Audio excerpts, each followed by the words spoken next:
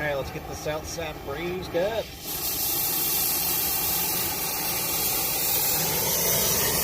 See if I can do this one without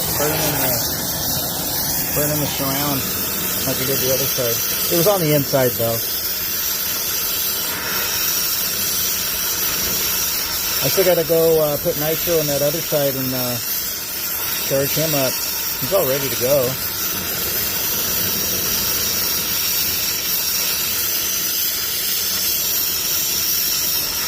I don't think I'll get the vacuum pump going on this side today because I gotta go to that service call. Yeah, I got too much pressure going through there. It's pushing a little hole right there, so I gotta back off my. Hold on, I gotta back off my nitro a little bit.